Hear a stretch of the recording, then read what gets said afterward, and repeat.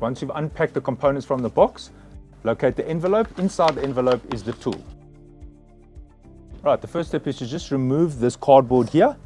Hold your fingers over here and loosen this, but clockwise. So it's in the opposite direction. It is reverse thread. Notice I'm going clockwise to loosen this nut. Rotate this nut anti-clockwise. All right, on the cover of the fan, just remove this advertisement. Head towards the bottom, open this little trap door here, and now pull the back from the front or the front from the back, and notice how it opens. Separate the two pieces. The fan blades are held in place by this, so you just need to cut this with the scissors and remove the fan blade from the back cover. This is the back of the fan cage, and I need to put it over here. So notice there's a hole there and there's a nipple there. Seat this on top of the motor body and notice that coming through. Now take that locking nut and put it over the threads here and rotate it clockwise. You do not need tools other than your hand, just make it hand tight. Take the blade and insert it onto the shaft. There is a space there on either side, there and there, which aligns with these two pins.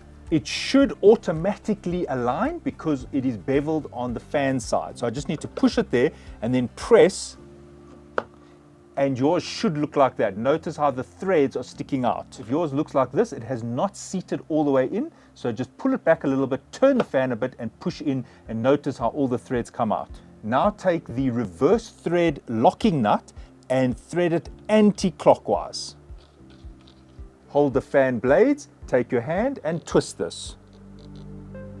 It only needs to be hand tight. You don't need special tools. It won't come out because it is reverse threaded. That means that when the fan is turning clockwise, this wants to tighten because of the motion of the fan. So this cannot unravel by itself. Now get the top of the fan cover, and notice on the top of the fan cover, there is this fastening point here on the top of the fan cover. So I'm lining that up to this hole over here.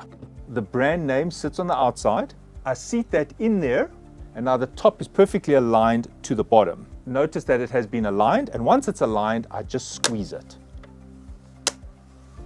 You'll hear some clicking sounds. Once you've done that, it should be completely flush like this all the way around. At the bottom, close this transparent clip, pressing it down.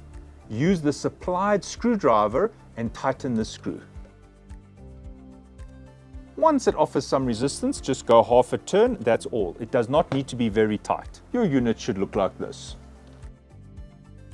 Now, if you want to use the fan as a desktop fan, you can immediately screw it into the base. And there the fan is set up in the desktop mode. If you want it as a floor standing fan, we just need to add this extension arm. So I unscrew the base. I now screw in the additional extension arm, and I attach these two arms by just tightening them. Thanks for watching, and cheers.